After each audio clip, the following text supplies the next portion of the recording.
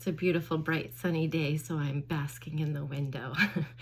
But today I'm making video 2 of a 5-part series to address the 5 areas that a victim is generally attacked in a smear campaign where they're targeted, or by a former abusive partner or family member or employer that they're trying to get away from.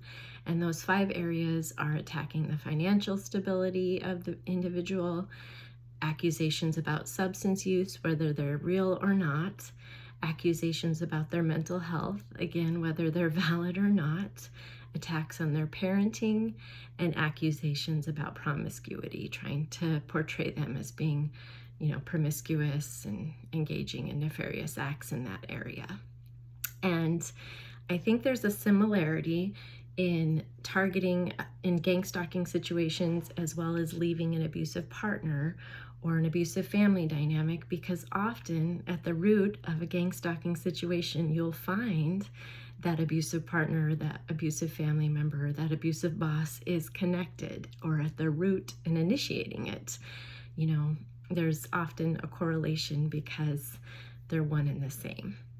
And the goal with those 5 areas of attack is to label the victim in such a way to stigmatize them in a lasting way that will be detrimental to them and will discredit them.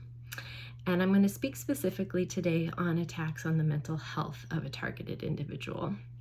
And this is incredibly dangerous because society, whether consciously or not, tends to brand those with mental illnesses as being unreliable, as being volatile or aggressive, as being not really credible if they come forward with accusations.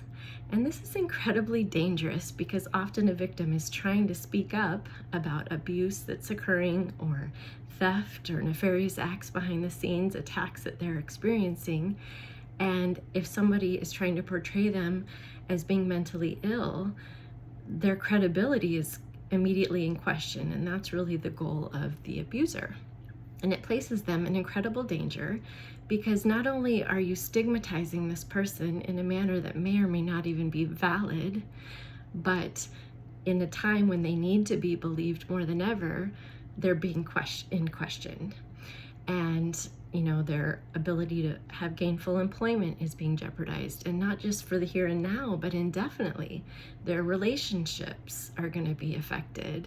Their freedom could be affected if, a family member or partner is going to go so far as to try to have them institutionalized and diagnosed with things. Then once they've entered that system and been labeled, it's impossible to get out of that system. They've been branded as someone that can't necessarily be trusted with what they say, and that subjects them to further victimization, to further abuse, if nobody's going to listen to believe them and just chalk it up to, oh yeah, they're mentally ill, or they're not taking their meds, so they're crazy. And the concerned family member, the concerned ex-spouse act is typical. A concerned former partner that was abusive may reach out to friends and family and say, yeah, I'm just so concerned about the mental health and stability of so-and-so, intending to, win a custody case or seek revenge. There's an ulterior motive behind it, and roping people in and triangulating them into that. Or a family member that's wanting to be able to silence somebody who they've been abusive to, and this is a good way to do that, to stigmatize them. But it really calls into question if someone's going around and openly saying, this person's crazy, they need to be in the loony bin, we need to lock them up, they're a danger to society. That is a red flag, because a genuinely concerned person, a loved one that has genuine concern about the mental health of someone they care about, is going to handle that with a level of discretion. They're not going to be running around to everyone that will listen with, see, look at this evidence and listen to me.